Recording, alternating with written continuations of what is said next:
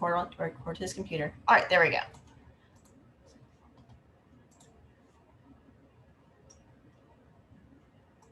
All right, Chelsea, are you there?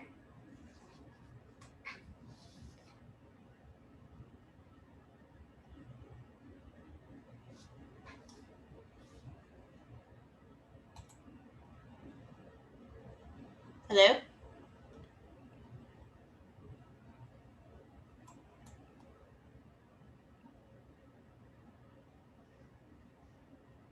I don't think her internet's gonna let her do this. Oh no. Okay. Okay, so I'll go over her section of the PowerPoint and then we'll move on to you, Justin. All right, so Okay. I'm just going to keep the screen like this so I can see you guys at the same time while I am going over this. And if you do have any questions, you guys should be able to post them in the chat, all right, and then we can address them later. All right, so we're going to talk about U.S. and African American history first, and this presentation was created by Chelsea Buggs, a PhD candidate. So here's some, like many of the professors you could study with as an Americanist or African American historian. So we have quite a few people. So we have like Dr. Beverly Bond. She does 19th century African American women in Black Memphis.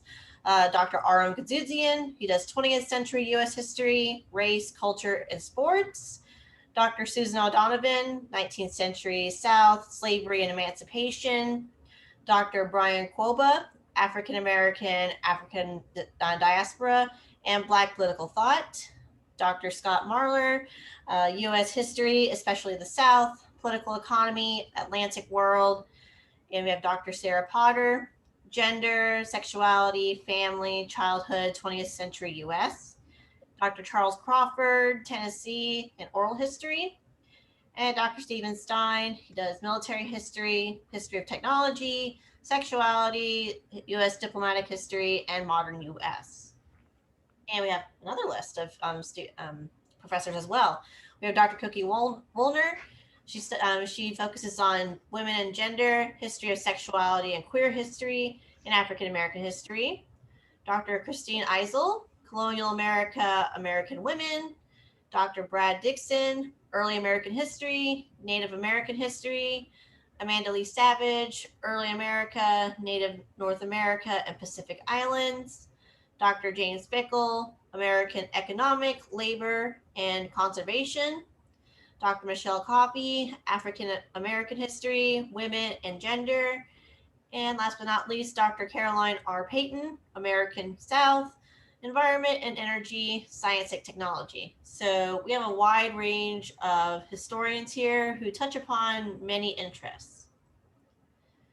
So Chelsea focuses on African American history. So she wanted to share some quotes with you. So like from Harriet Tubman, she says, "Every great dream begins with the dreamer. Always remember you have within you the strength, the patience, and the passion to reach for the stars to change the world.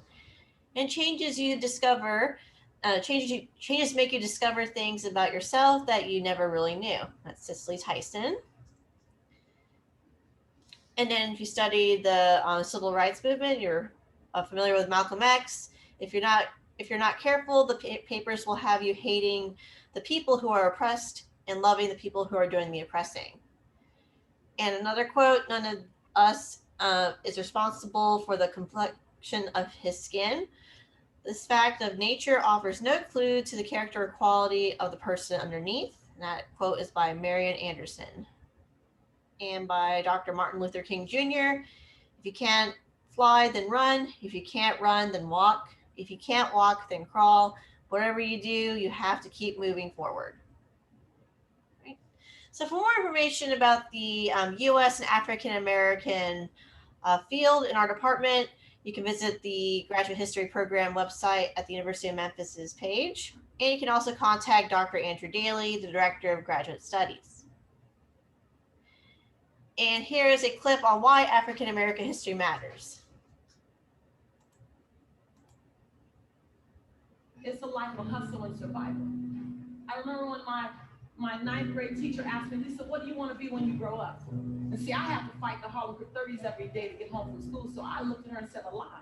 I took an English class, I got a fail in English. And my English teacher said in front of the entire writer I've ever met in my entire life. Don't worry, my story is good. Don't feel sorry for me. I got 7 under my belt. And then the same year, my speech teacher said, after giving me a D-, I knew I had an A in speech. Like, come on.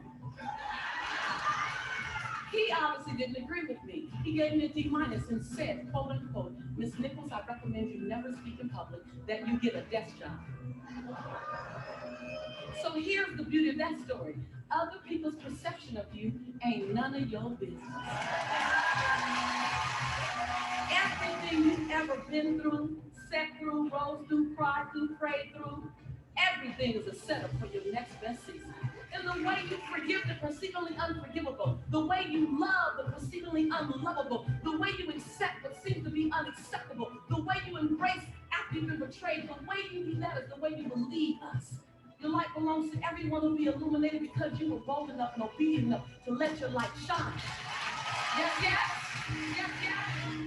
And every time you cross someone's path and they can't handle your light, you know those people that they're trying to give you reasons why you should tone it down a bit. That they would tell Cheryl not to sing so loud. Right. They would tell me to shut up in class. They tell you kind of strange. You know those people. Dream snatchers, vision busters. Don't be mad at them. They can only love you to the capacity in which they're able to love themselves. Don't be mad at them. Don't be mad at them. Pray for them. Love them. Because they're dealing with themselves like we're dealing with us.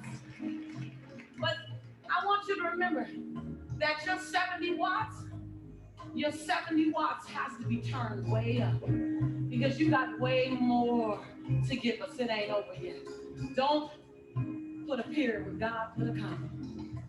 And when you turn it up to 159 watts, you know, you keep turning it up. You stop dimming your light. You say, today is the first day of the rest of my life. You turn it up. You're going to find people that can't handle your light. And before today, you might have dimmed your light. You might have shrunk a little bit. You might have tempered it down a little bit. But after today, I want you to see this. After today, turn the lights up. After today, you don't dare dim your light. As your light gets brighter, you're going to disrupt some people, and they're going to tell you your light's too bright, your light's too bright, your light's too bright, your light's too bright. Then you just look at them and say, well, I'm not dimming my light. I'm just going to head you some shades.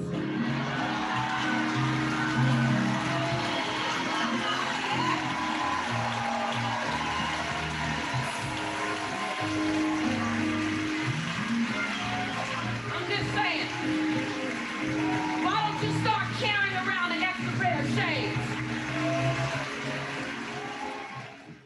Okay. So why African American history matters. So it's like, you know, the study of the perseverance of African American peoples throughout history. All right. So let me go to the next slide. All right. So questions. Chelsea might be able to answer them in the chat. Again, I'm not an Americanist, so I can't actually address those questions. All right. So next we have Global History by Justin Scoggins, an MA student. Would you like to begin? All right, give me 1 second. Just let me know when he needs to go to the next slide. Okay. All right. I am Justin Scoggins, as she said. I enrolled in the Ministry History MA program at Memphis. I also graduated here with my bachelor's in history from the University of Memphis in 2018. Applying to various master's programs, although I was not quite sure exactly what I wanted to do, which I also applied to PhD programs at that time. It's good that I didn't go to any of the ones that I was accepted to without funding, because I did not know what I wanted to do at that point. And so I thought a master's program also allows you to take some of your forming ideas and really mold them into something that you know you'd want to study later on, such as I know I wanted to do French history, but I was not quite sure. I had narrowed it down to a century, though these last surprisingly only a year and a half I have honed in on a very specific focus, so it gives you much needed time to do so. And we can go to the next slide. Okay, so I'll be talking about global history. What I'm primarily studying currently as a master's student is primarily nationalism and French history, and also the effects of colonialism in modern Europe, primarily in modern France, primarily 1960s to the present, so much more recent than most of the historians in the department. However, when I do my PhD program, and I'm waiting to hear back from those currently, is looking at how senses such as sight, smell, and sound are put into play for nationalist reasons, but in global context, primarily the effects of colonialism and comparing like national cuisine to other cuisines and so forth, and such as sound and music and whatnot. But what is global history? It's a big term, but it's kind of hard to pinpoint exactly what it can mean. First off, global history is studied under the belief that a global world requires a global approach. Again, this might seem vague, but it also kind of goes to the fact that to understand all the intricacies and how you're connected in various countries, various ideals, morals, even just like themes of art, you can't simply look at what commonly is done looking at one nation. You have to look at a wider approach and looking at not only just the rest of Europe, but how different aspects outside of Europe, outside of the Atlantic world, and including the Middle East, Africa, Eurasia. And so doing so, a history of global global history often examines connections, interactions, exchange on a global scale, as mentioned, and we'll show with some of the professors how this is done. In doing so, it draws on just previous comparative history, so say French and German history, but also transnational and even larger histories, or like the history of ideas, but then taking different aspects of those and combining it into this large scale work. This is often, but not exclusively, focused on the 19th and 20th century, as we'll see as exemplified in our own professor, Dr. Tyler Ken, who studies early modern Middle East, which is very different compared to the 20th century. Right, we can go.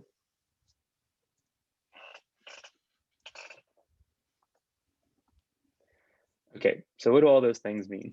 For one, when you study global history, you're doing so under the presumption that you can better understand the small picture by looking at the big picture. This also goes to show earlier what I mentioned, in that by looking at these larger trends, you can better see local details, or as I say, examining global trends or generalities also reveal local particularities. This is to show such as studies of colonialism, looking at how various forms of colonialisms are similar. That way you can better understand how local forms of colonialism, say German colonialism, which most people don't think about, how it varies compared to the rest of them. And so doing so, it often goes beyond the common boundaries of historical studies, such as the nation state. Many historians will often isolate their study on a nation, say France, but then that's maybe your anchor, but that is not the sole focus for study. You're using a much larger scope perspective of analysis. We can go to the next slide. And so global history at the University of Memphis. I only listed 3 faculty here because they are directly dealing with global history. However, if you do take on some either transnational or global perspective in just your general studies, or if you choose to do a master's thesis, one of the great aspects of this is that you can borrow from the experience of a variety of scholars. You don't have to necessarily ask someone for assistance if they are a global historian. You can talk to, for example, what we have here, Dr. Beverly A. Sakianis. She primarily studies the modern Middle East, Islamic history, 20th century global and comparative history, including the history of science and medicine, and even currently is teaching a graduate seminar using a global historical approach to science and empires and learning, and how knowledge varies across different geographic regions. You also have Dr. Tyler Ken in the middle. He's a recent addition to the department, I believe, arriving last 2 years. His focus, a little bit different than most global historians, is on early modern, especially the Islamic world. He looks at the Ottomans, the Safavids, and the Mughals. In doing so, he generally studies global history, but also the history of the Hajj, social and cultural history with a focus in digital humanities. For his main work, he examines how Mecca, during early modern Europe, serves as a place of global contact for all these various Muslim countries spanning from Africa to Eastern Asia, Southern Africa, and the Middle East in general, and how all these people coming together form a global interaction. And then we have Dr. Daly, both my advisor and also Kira's advisor. He is a historian of modern France, Europe, global history, but he mainly focuses on the Atlantic and Caribbean history, especially aspects of intellectual and cultural history. Doing so, he looks at how political arguments and acts in the French Antilles and the Caribbean are extrapolated and then discussed and acted out upon in a global context around the world. It's, like I said, it's important to note that while I'm only listening to these three professors, we have a variety of them that can assist you in such an endeavor. We have Dr. Phipps, who teaches courses on Japan and East Asia at large, and also comparative empires. And then we also have Dr. Yunowski, our current chair, who does studies of nationalism. He mainly focuses on Austria, but also teaches in generally of transnational studies of Europe. And then Zanimsky, who does focus on Eurasia. And then, as we mentioned, many American historians. We have historians of Africa, such as Dr. Lauman, and then also several others of South America too. So even though you may not be focusing in one of their particular areas, you can use them both as references for their aspects of what they study, such as gender history. Multiple professors can assist you with that.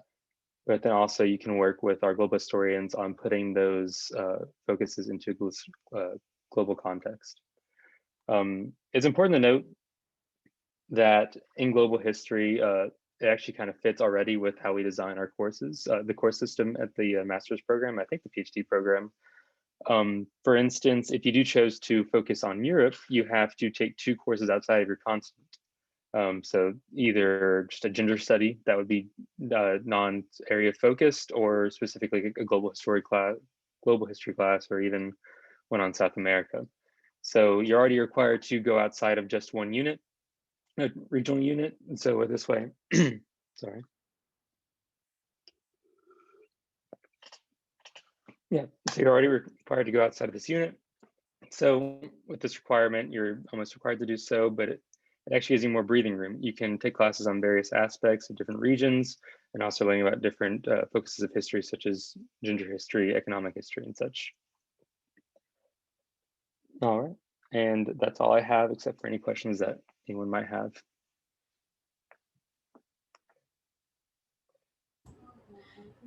So should we ask questions now, or should we save them to the end? What do you think?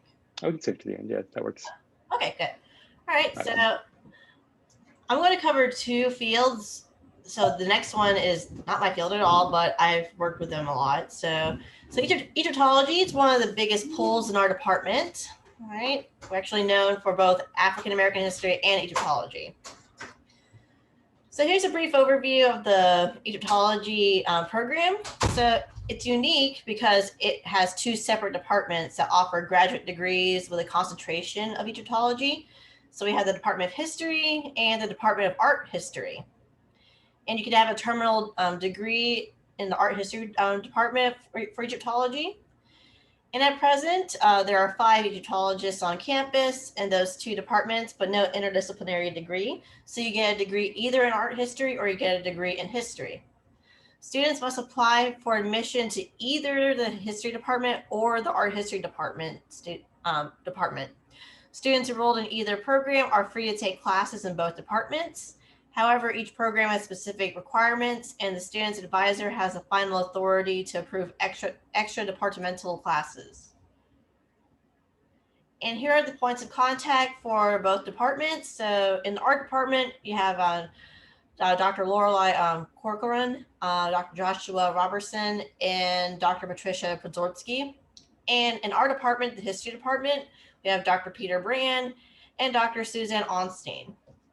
And since I cannot really address those questions, I'm just going to leave it very bare bones here. But if you do have questions, I would highly suggest contacting either Dr. Brand or Dr. Onstein. And again, the Egyptology department, they have a master's program and a PhD program. So I want to talk about modern European history since that's my field of focus. So as I mentioned, I am a PhD candidate. Crossing fingers, I defend my dissertation this semester and I'll be done, hopefully, crossing fingers. A little bit about me. So I got my bachelor's degree at Christian Brothers University. If you're from Memphis, it's just down central, all the way down to Park, East, what was it? East Parkway, South, yes. So I graduated there. I got my master's degrees in both history and French at the University of Memphis as well. I did them both at the same time. I highly advise not doing that. It was stressful. But the reason why I got a French master's as well is because I look into literature heavily for my own research. And my research focuses are the Revolutionary era, so 1750 to 1850. I look at France and Germany, intellectual and cultural history, and gardens and landscape. So gardens and landscape is my own field. No one in our department focuses on gardens and landscapes, but thankfully Dr. Daly found it very interesting and is overseeing my dissertation right now. So I study modern European history. So Europe has played a central role in shaping the world in which we live, and European historiography continues to influence how professional historians approach the study of the past. Our European program emphasizes the social and cultural history of the modern era and considers Europe in a global context. So we're not just looking at Europe, in an isolated context. We also offer a wide variety of courses on the medieval and early modern periods, and we do have a medievalist on staff, Dr. Benjamin Graham. The diverse research and teaching interests of the faculty range across ever-changing political boundaries and include the following. We have state and society, religion, art and politics, enlightenment and revolution, industrialization, nations and nationalism, imperialism, racism and anti-Semitism, gender and family, leisure and consumption, war and genocide. Our three modern European historians focus on questions of state and society, nations and nationalism, and race and empire. My apologies. So here are three full-time modern European historians at Memphis. As Justin mentioned, we have Dr. Andrew Daly. He is both our advisors. He focuses on modern France and Europe. He was trained in that, but he mostly focuses on the Caribbean. He also teaches classes on global history, Atlantic and Caribbean history, intellectual and cultural history, and historical theory. We have Dr. Daniel Yanowski, who is the current head chair of our department. He focuses on modern Central and Eastern European history, nationalism, anti-Semitism, and European monarchy, in particular the Habsburgs. And we have Dr. Andrzej Znamensky. He studies Russia and Europe, Eurasia, Siberia, religion, modernity, socialism, nationalism, and Western esotericism. So right now he's actually writing two books. He's writing one on socialism, and the other one, I have to ask him again. It's been a while, but he works a lot on socialism as well as shamanism. He studies indigenous religions in Eurasia. So his work is pretty fascinating. And while these are the three modern Europeanists in our department, we also have Dr. Benjamin Graham, who studies medieval Italy. Mm-hmm. His current work is on olives and its role in the Italian culture, as well as economics, religion. Pretty fascinating. And he also works on environmental history and foodways. All right. So that's my brief overview of modern European history at the University of Memphis. So now I'm going to turn it to you all to ask questions, and we will try our best to answer them. All right, so I'm going to unshare my screen so I can see you guys. All right. So we have one question so far by William. So Is there a set track for Native America and colonial American history, comparable to programs offered at universities of Texas, at Austin, Arizona, New Mexico, Oklahoma? All right, so I can answer that question for you, William, actually, because my minor field was in Native American history, and I studied with Dr. Campbell when he used to be in the department. He's no longer in our department, so we do have a Native American historian on staff, Dr. Brad Dixon, and he focuses on the borderlands. So that's another thing to consider. So Justin, do you know anything about like Native American history or colonial American history in our department? I do almost do present history and study French history. Besides Dr. Dixon, I'm not too sure. I know. I mean, Amanda Lee Savage does some Native American history, but I don't believe that you could use her as an advisor. So yes. you Yeah, had to for an contact him, advisor. I think. Yes. So yeah, the only person I can think of is Dr. Dixon. You might want to consider contacting people in the anthropology department, maybe, but that might be a little bit out of the colonial time period. But I do know there's some Native American scholars in the anthropology department for sure. Okay. Well, that's a good question. So, where are you all from? Are you all Memphis students, or are there people from other schools in this chat?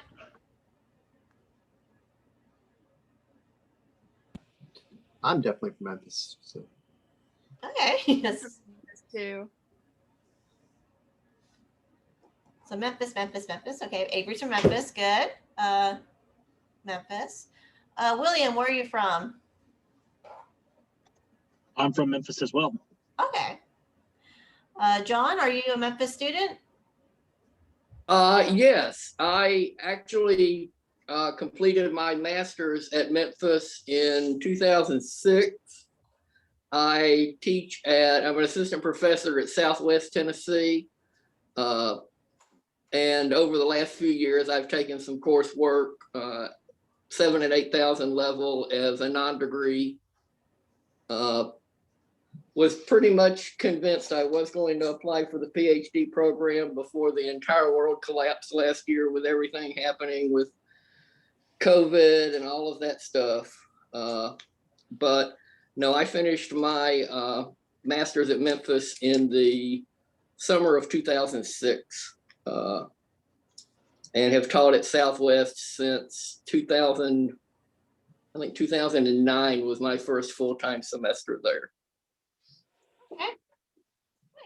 Good to know. Yes. I've actually taught at Southwest myself. I taught French for a few years. I taught there, I think, was it 2016 to 2019? I had at one time, my office was in the Thornton building on the Macon campus, and I cannot think of his name, but one of the professors right down the hall from me was one of the French professors. Okay, good to know. Yes, hopefully they'll keep French there, but we'll see. All right. So I guess everyone is from Memphis in this chat, it seems. Okay. Sophia, are you from Memphis as well? Yes, I'm from Memphis. Okay, cool. All right, so what are you guys interested in when it comes to like studying history? Are you wanting to study global history, American history? I'm wanting to study American history with a focus, I guess, on the South and Reconstruction. Okay. Yes, we do have some good professors in those fields, definitely. I know I keep asking you, Justin, since Chelsea kind of like flickers in and out, but do you know much about our American history professors? By far the most numerous that we have, ranging from anything from Reconstruction, also including African American history in most aspects. It's kind of hard not to. But I believe specifically Reconstruction, that's Dr. O'Donovan's focus, right? Okay, yeah. And I know we have another PhD student, Brianna, right now, looking at Reconstruction and also how like chain gangs have been used in the economic revival or acceleration of America to a world power following Reconstruction. So there's a lot of different avenues going on with that. It's that's by far, I think, our strongest department besides, like, along with Egyptology, Oh, the yeah, African American history aspect, and Yeah. just American history aspect in general. Yes. So I know I feel bad because, like, I can't really address any, like, subject specific questions, but we can talk about maybe, like, do you have any questions about, like, the course load or, like, the nature of courses? Are any of you interested in, like, doing interdisciplinary work, like taking classes in, like, English in the English department, philosophy, or even a foreign language? The second episode. It's very confusing for me because my sole interest is Native America, so early America, and like that colonial, particularly like contact and colonial period, and I've contacted Dr. Dixon, and Dr. Dixon and I have talked about, apprenticeship. Yes. It's like I know I met a professor. He gave a talk at the Brooks a few years ago, and he's a Native American historian, not historian, Native American scholar. I can check that for you, but it just depends. I mean, so it comes to, like, Native American as a point of contact. Are you looking at the Native American perspective or more of, like, the European contact? Oh, Native American perspective. So the historiography of Shatter Zone, along the lines of Robbie Etheridge's and Theta Purdue. Yes. Okay. And in, like, the confusing part, though, the conflicting part for me, though, is because I am also intrigued and interested in Japanese history, particularly political history, and the war in the Great War period as well, or like the War II period in Japan, because I speak and read Japanese as well. So it's like, so it's like Native American history. Do I want to pursue that, or should I also pursue Japanese history? It's really confusing for me in that regard. So, well, it's good you have, like, you have a range, but I think so when it comes to, like, looking for programs, I would definitely look into, like, what resources are available. Like, if you're interested in Japanese history, Dr. Phipps is pretty good, and also we have a strong Japanese language program as well. So if you want to take classes in Japanese, now I'm not sure how many graduate level courses they offer in Japanese, but I know for, like, other languages, like French, like I got my master's in French, and I had some of those French courses count towards my history master's and even PhD as well. So that's another thing to consider when picking a field of study. You could also look into possibly trying to combine those two interests of yours, both Native American interactions and Japanese. I don't know if anyone here at our university would do it, but or exactly how relevant they are in the 20th century, but the Ainu people of Hokkaido in northern Japan, I believe some traces of them still existed in the 20th century or early 20th century.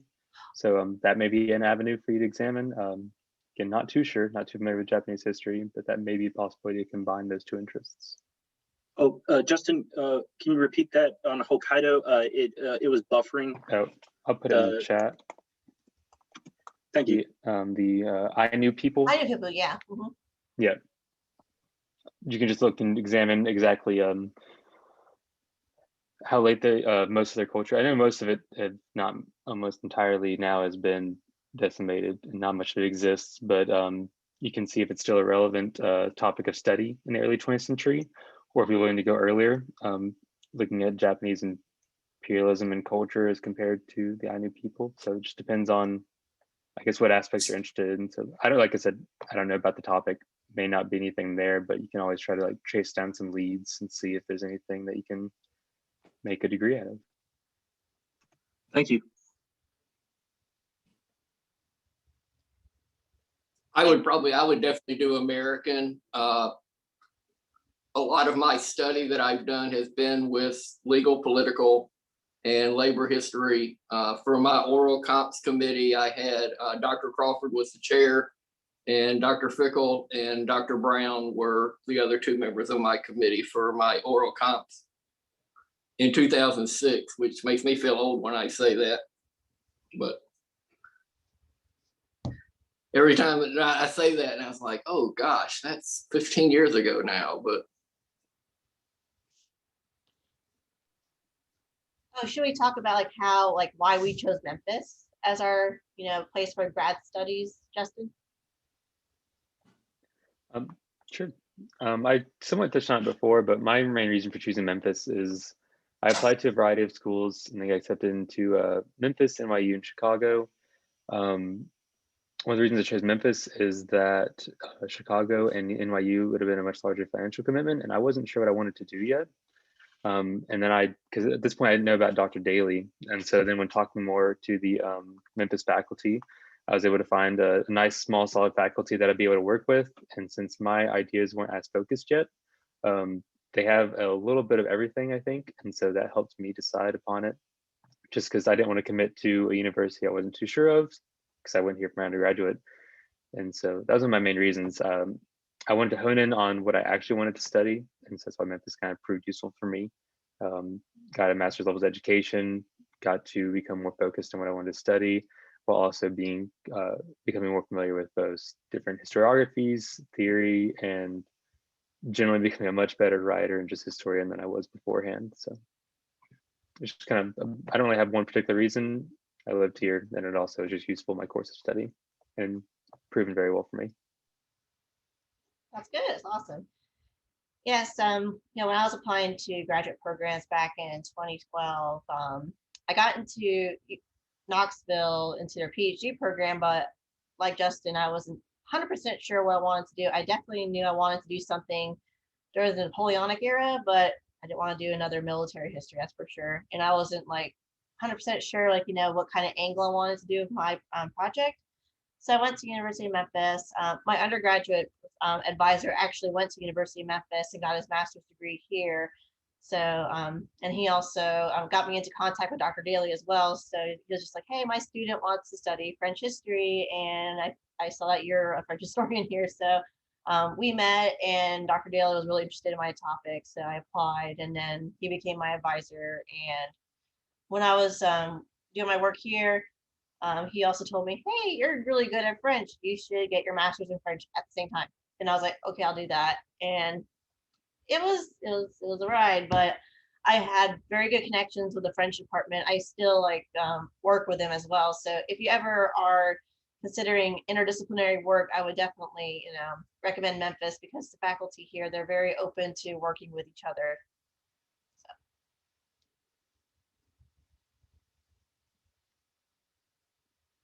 Okay, so we had someone leave. Okay, so William left. Okay, awesome.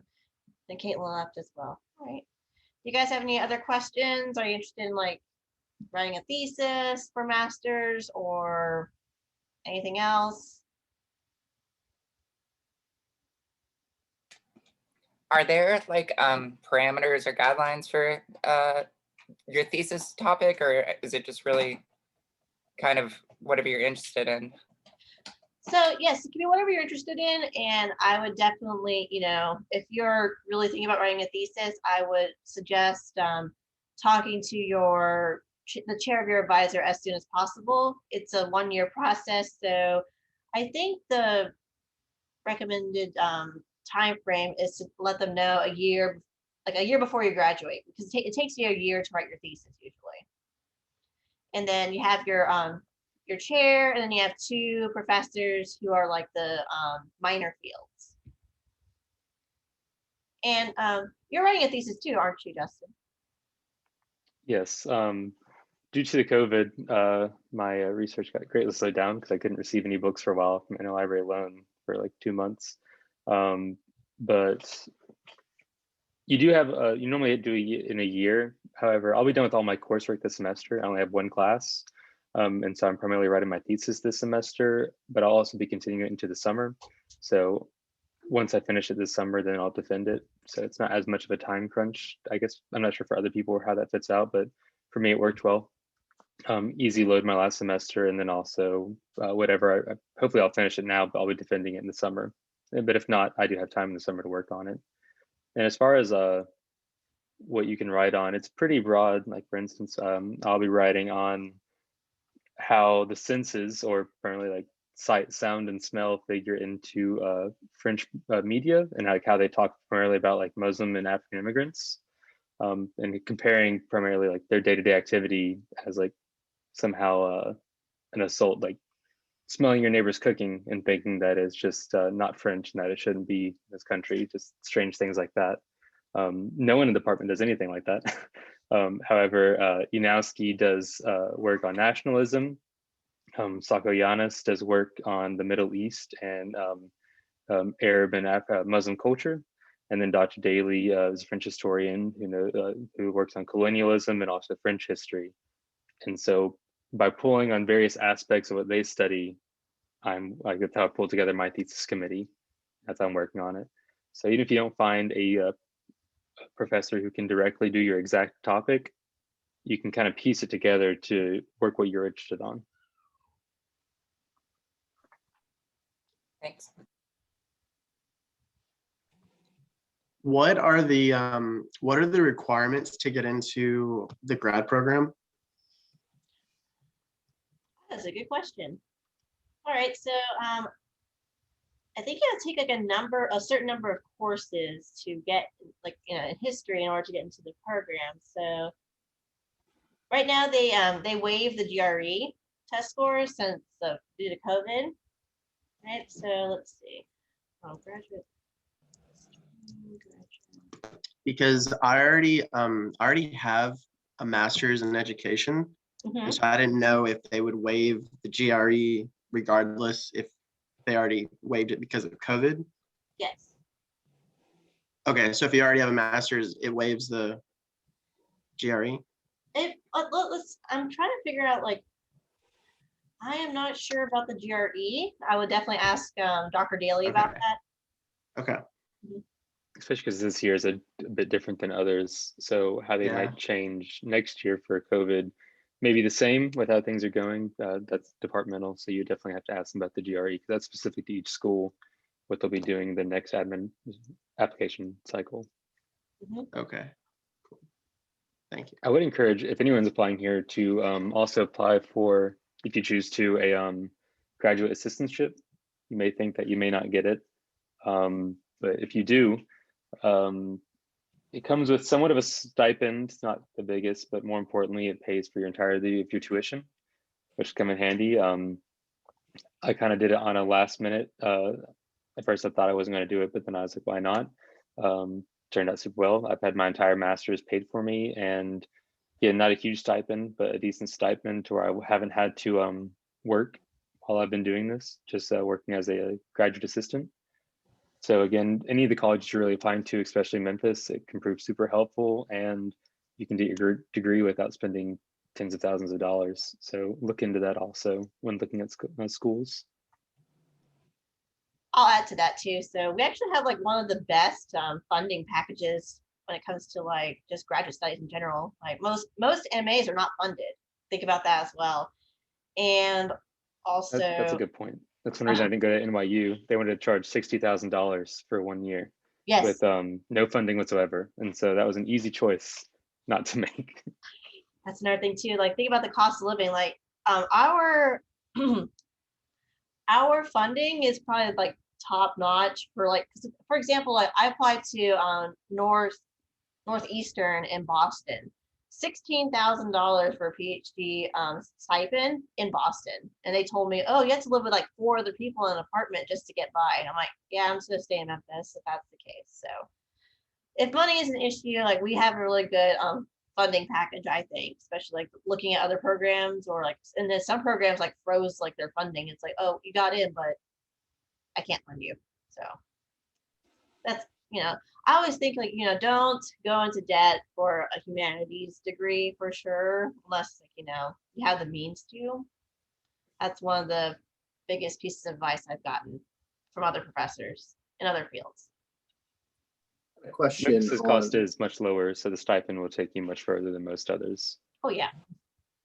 What about like, I've heard before there's like, if you've gone to undergrad school somewhere, that you shouldn't go to the graduate school there. Like there's been a stigma against that in the past. Is that still a thing in the field, or is that no longer really an issue people really care about?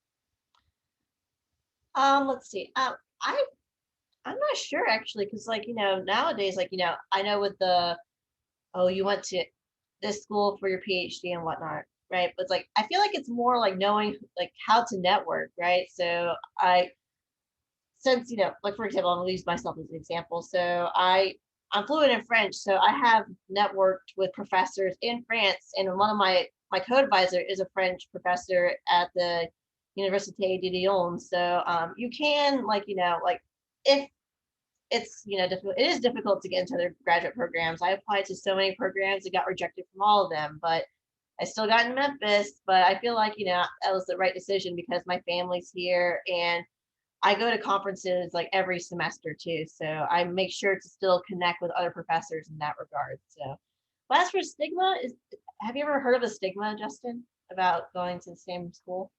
I know some people think if they don't get into like a top 15 school, they won't be hired.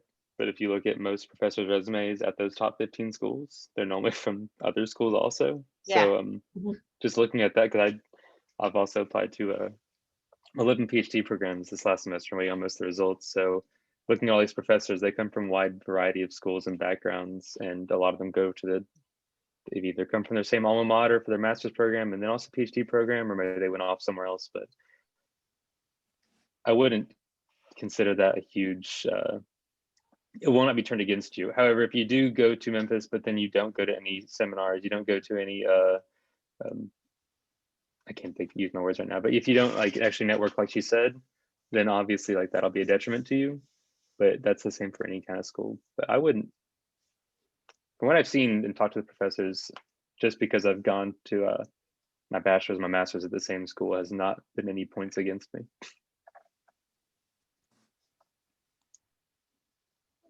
I don't think it's something, I know at one time years ago, it was kind of a major point sometimes that people made, but I think I just from being around, you don't hear it as much as you used to, but at one time that was something a lot of times people might comment on or look at, but I don't think it's that big of a deal anymore, but it was at one time.